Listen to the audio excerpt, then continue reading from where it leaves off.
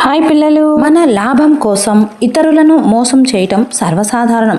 అయితే మనల్ని నమ్ముతున్న వారిని పదే పదే మోసం చేస్తే జీవితంలో భారీ మూల్యం చెల్లించక తప్పదు.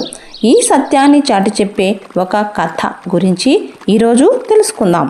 అనగనగా ఒక చిన్న గ్రామంలో రాజు అనే వ్యక్తి ఉండేవాడు. అతడు ఉప్పు వ్యాపారం చేసేవాడు. అతనికి ఒక గాడిద ఉండేది. ఆ గాడిదపైనే ఒక గ్రామం నుంచి మరొక గ్రామానికి ఉప్పు బస్తాలను వేసి తీసుకువెళ్ళేవాడు. రోజు కష్టపడి పనిచేస్తూ ఇద్దరు జీవనం సాగించేవారు. కొన్ని రోజుల తర్వాత రాజుకు గాడిదపై పూర్తి నమ్మకం వచ్చింది. ఒక రోజు నుంచి గాడిదనే ఒంటరిగా ఉప్పు బస్తాలతో పంపించడం ప్రారంభించాడు.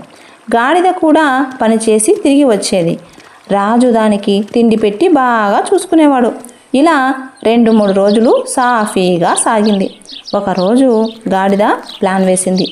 ఉప్పు బస్తా మోసుకొని నది దాటే సమయంలో నీటిలో మునిగింది. నీటిలో మునిగిన వెంటనే ఉప్పు కరిగిపోయింది.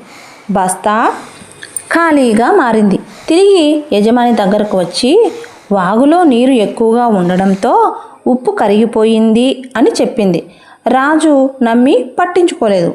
ఇలా ఒక్కసారి కాదు, మరోసారి కూడా అదే పద్ధతి కొనసాగించింది. వర్షం పడింది కాబట్టి ఉప్పు కరిగిపోయింది అని మళ్ళీ అబద్ధం చెప్పింది. పని చేయకుండా తప్పించుకోవడం గాడిదకు అలవాటైపోయింది. రోజులు గడుస్తున్న కొద్దీ గాడిద మోసం పెరుగుతూనే ఉంది. కానీ రాజుకు మాత్రం అనుమానం మొదలైంది. ఒకరోజు రాజు ఒక నిర్ణయం తీసుకున్నాడు.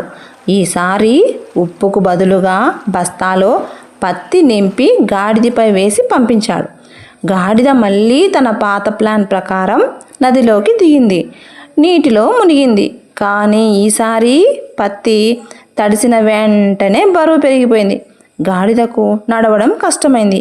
అప్పుడే తన తప్పు అర్థమైంది. కష్టంగా యజమాని దగ్గరకు వచ్చి చేసిన తప్పుకు క్షమించమని అడిగింది. ఈ కథ వల్ల నీతి ఏమిటంటే, మోసం ఎప్పటికీ దాగదు. ఒకరోజు నిజం బయటపడుతుంది. నిజాయితీగా పనిచేయటం మాత్రమే మనల్ని కాపాడుతుందనే గొప్ప సందేశాన్ని ఈ కథ మనకు అందిస్తోంది. పిల్లలు విన్నారు కదా, మరి ఈ కథను మీరు కూడా నిజాయితీగా ఉండాలి మరి. ఓకేనా? మరొక కథతో మరొక వీడియోలో కలుసుకుందాం. Until then take care of you. Thank you. Bye.